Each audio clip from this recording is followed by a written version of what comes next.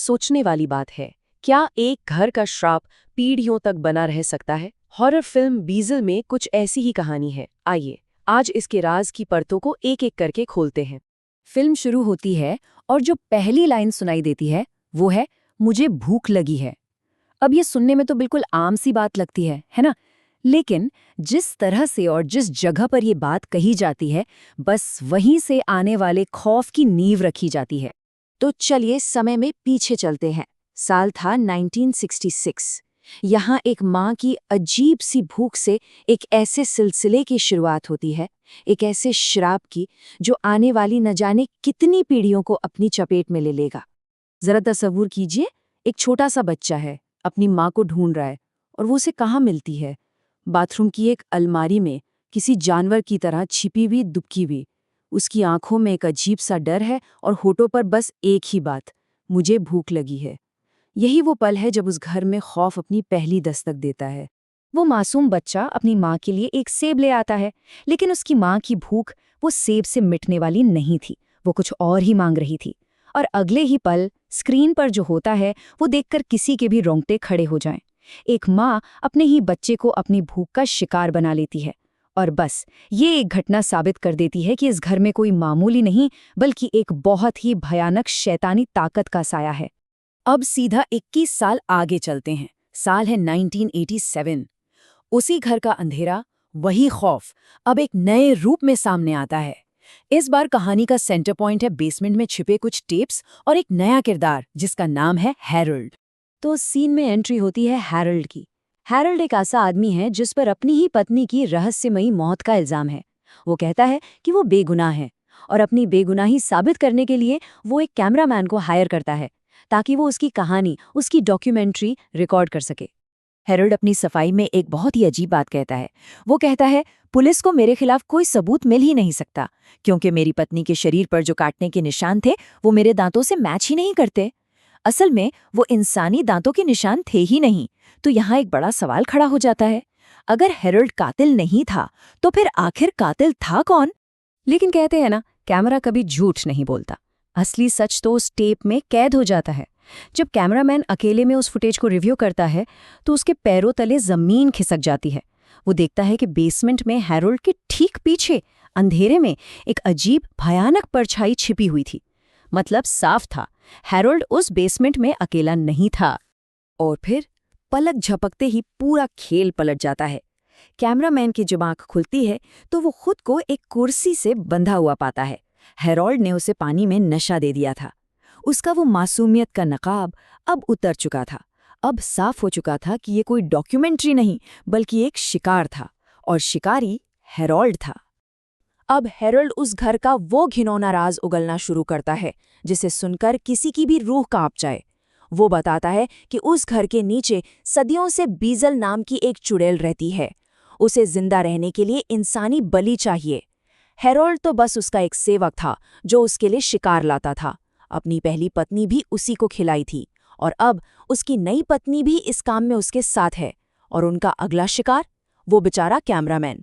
Cameraman जैसे तैसे करके एक पेचकस से हैरोल्ड पर हमला कर देता है, अपनी जान बचाने की आखिरी कोशिश करता है। लेकिन अब बहुत देर हो चुकी थी। अंधेरे से खुद बीजल बाहर निकलती है और उस कैमरामैन को बड़ी बेरहमी से मार डालती है। इसके कुछ ही देर बाद हैरोल्ड भी अपने घावों से दम तोड़ देता है। एक ही पल में 2 लाशें, और उस घर में बच जाती है सिर्फ बीजल और हैरोल्ड की दूसरी पत्नी। तो वक्त आगे बढ़ता है। अब हम आ गए हैं साल 2003 में। उस घर का राज, उस बेसमेंट की लाशें, सब दफन हो चुका था। लेकिन वो श्राप, वो अभी भी जिंदा था और एक नए शिकार का इंतजार कर रहा था। इस बार कहानी में एक नर्स है। उसे हैरोल्ड की बीमार पत्नी की देखभाल के लिए रखा गया है। लेकिन उसे जल्द ही एहसास होने लगता है कि इस घर में कुछ बहुत गलत है।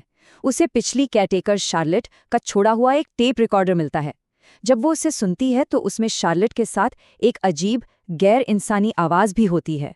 अब वो खुद सच का पता लगाने के लिए उस रिकॉर्डर को हैरोल्ड की पत्नी के पास लगा देती है। और अगली रिकॉर्डिंग में वो चुड़ैल बीजल सीधे उस नर्स से बात करती है। फिर उसे बेसमेंट से मदद के लिए चीखने की आवाज़ें आती हैं और वो नीचे चली जाती है। मदद की वो चीखें उसे बेसमेंट के उसी अंधेरे में ले जाती हैं। और वहां उसे क्या दिखता है? पिछली नर्स शार्लेट जिंदा थी, लेकिन अधमरी हालत में। लेकिन अफसोस, ये एक जाल था। इससे पहले कि वो नर्स कुछ भी समझ पाती या कर पाती, बीजल उस पर हमला कर देती है और एक और जिंदगी उस घर के अंधेरे में हमेशा के लिए गुम हो जाती है। अब वक्त का पहिया और आगे घूमता है और हम पहुंचते हैं साल 2013 में। वो घर एक बार फिर आबाद होता है, लेकिन इस बार बीजल का प्लान सिर्फ भूख मिटाना नहीं है। इस बार उसका मकसद कुछ और ही है, कुछ बहुत बड़ा। वो श्राप अब अपने आखिरी और सबसे भयानक पड़ाव पर पहुंचने वाला था। इस बार घर में आते हैं हैरोल्ड का बेटा और उसकी पत्नी नोवा। उनका प्लान तो घर बेचने का है, लेकिन नोवा की एक बहुत गहरी ख्वाहिश है। वो माँ बनना चाहती है।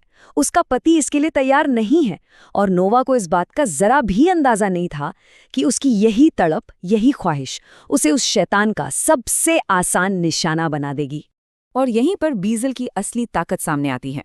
देखिए, वो सिर्फ मारती नहीं है, वो लोगों के दिमाग से खेलती है, उनकी कमजोरियों का फायदा उठाती है। वो नोवा के सामने एक ऐसा भ्रम, एक ऐसा इल्यूजन पैदा करती है कि एक मरी हुई सड़ती हुई बिल्ली उसे खूबसूरत लावारिस बच्चा नजर आने लगती है। सोच के देखिए, उसने नोवा की सबसे बड़ी इच्छा को ही उसके खिलाफ एक हथियार बना दिया। इस बीच नोवा का पति हैरोल्ड की पुरानी कैमरा फुटेज ढूंढने निकालता है और उसमें उसे बीजल का सच पता चल जाता है। वो दौड़कर नोवा को बचाने जाता है, लेकिन तब तक बहुत देर हो चुकी थी। बीजल नोवा के जिस्म पर पूरी तरह से कब्जा कर चुकी थी और उसने नोवा के ही हाथों से उसके पति का कत्ल करवा दिया। लेकिन कहानी यहाँ खत्म नहीं होती। असल में सबसे बड़ा और सबसे भयानक ट्विस्ट तो अभी बाकी था।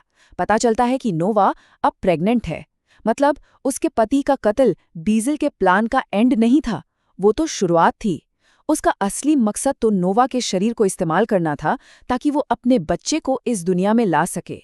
तो 1966, 1987, 2003 और 2013 इन अलग-अलग सालों में हुई इन सारी घटनाओं का आखिर मतलब क्या है? आखिर इन सब में कॉमन क्या है? अब वक्त है इन सभी कड़ियों को जोड़ने का और बीजल की 300 साल पुरानी पहेली को सुलझाने का। जब हम पूरी टाइमलाइन को एक साथ देखते हैं तो बीजल का एक भयानक पैटर्न साफ नजर आता है। देखिए, 1966 में एक माँ ने अपने बच्चे को खाया, 1987 में हैरोल्ड ने बलियां दी, 2003 में एक नर्स मारी गई। ये सब कुछ असल में 2013 में होने वाली उस एक चीज की तैयारी थी, एक ऐसी चीज जो बीजल के शैतानी साइकिल को पूरा करने वाली थी। तो आखिर ये बीजल है क्या चीज? बीजल एक सदियों पुरानी शैतानी शक्ति है जो जिंदा रहने के लिए इंसानी मांस खाती है, लेकिन हर 300 साल में उसकी असली भूख जागती है। हर 300 साल में वो एक इंसान पर कब्जा करती है ताकि वो एक बच्चे को जन्म दे। और वो ऐसा क्यों करती है? सिर्फ इसलिए ताकि वो उस बच्चे को खा सके और उससे बेइंतहा ताकत और जवानी हासिल कर सके। 300 साल, 300, यही वो नंबर है जिसके गिर्द ये पूरा श्राप घूमता है। ये सिर्फ एक गिनती नहीं है, ये एक तरह का कॉस्मिक टाइम बॉम्ब है। हर 300 साल में ये साइकिल खुद को दोहराता है, हमेशा, और इससे बचना नामुमकिन है। फिल्म के बिल्कुल आखिर में एक नया परिवार उस घर में रहने आता है। उन्हें जरा भी अंदाजा नहीं कि वो किस शापित जमीन पर खड़े हैं। बीजल का चक्र पूरा हो चुका है, अब वो पहले से कई ज्यादा ताकतवर है। तो सवाल ये नहीं है कि अगला 300 साल का साइकिल कब शुरू होगा। सवाल तो ये है कि जब वो शुरू होगा तो अगला शिकार कौन होगा।